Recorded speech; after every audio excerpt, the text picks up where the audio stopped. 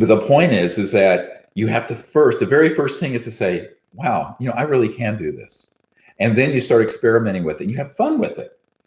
And that's sort of the very beginning of the adventure, let's call it. Because once you say you can do it and start playing with it, all kinds of magical things happen. I say magical only because they're relegated to magic and mysticism, because our civilization has become so materialistic that we've denied our true nature, which is as conscious, universal beings.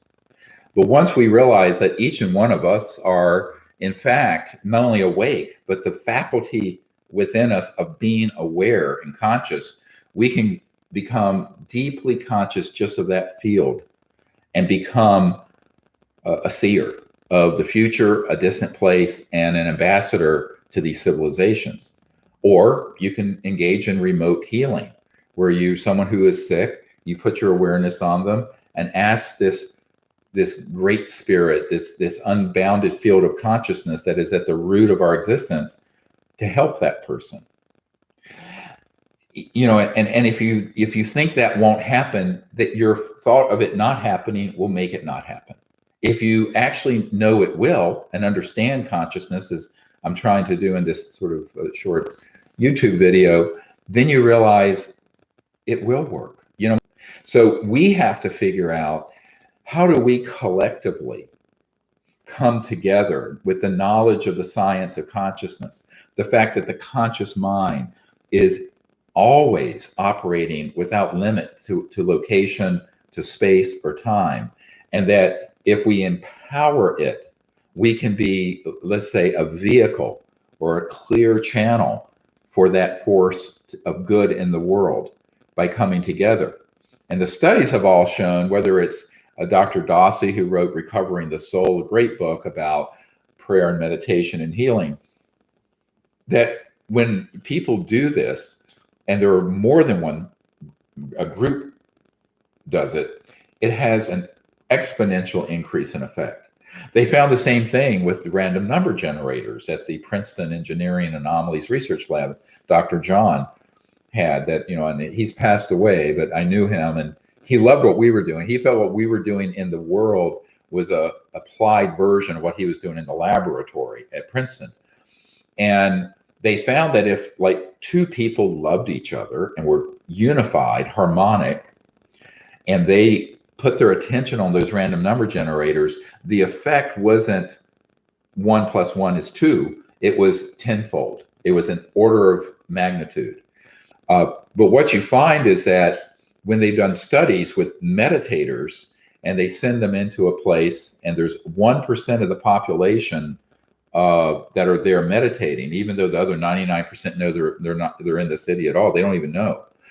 They find that there's amazing changes that happen in terms of violent crime rates, emergency room visits, all kinds of negative social and personal behavior just begins to go down. Why is that? It's because all of us are in a field of consciousness and an ocean of conscious light. And when enough people go into that deep state and then intend good, it has an effect on everyone. It doesn't matter if you're talking to them like this or not. It has a salutary, beneficial, and positive effect. Now let's imagine millions of people doing this in mass meditations, not only for humanity and the earth, but for our relationship with these interstellar civilizations that are waiting for us to awaken to this possibility. That's what they're waiting for. They're not waiting for the president to issue an edict or the UN Secretary General to put out a red carpet or some state house or government. They're waiting for this. This is what they've been waiting for since we started the modern era of weapons of mass destruction and nuclear bombs. And these interstellar civilizations appeared all over the world en masse back in the 40s, 50s, 60s. They're waiting for humans to awaken to a path of healing, a path of enlightenment, and awakening to a new civilization, rather than a path of just endless war, endless destruction, endless egotistical focus. Because the opposite of egotistical behavior is this ability to connect to something greater than your own individuality. But realize your individuality, when it's connected to this larger conscious field that's universal, can be a force for enormous good. It's a paradox. On the one hand, it's that pre-existent field of consciousness is always there, but the activation of it and the change that can happen on a planet like ours or in the cosmos happens when people awaken to that. And that's part of the paradox and mystery of existence. And we just need to evolve to where we're connecting to this conscious field and understanding that we all can do this together. You do not have to be an enlightened avatar or a prophet or a yogi or whatever.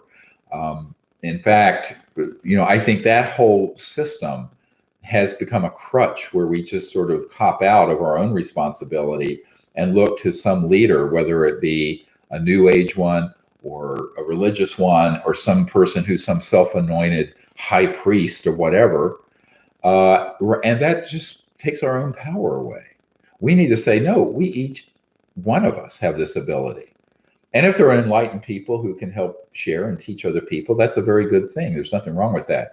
It's when we see that there are people who have that ability that we turn to and then view ourselves as non-participatory, as sort of passive sheeple that just let that happen without activating our own inherent natural abilities.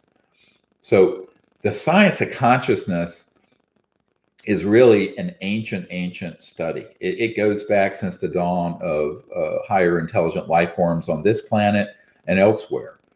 And, I can assure you that there are civilizations on this planet that predate our knowledge of Homo sapiens that were very high tech, that existed millions of years ago, tens of millions of years ago.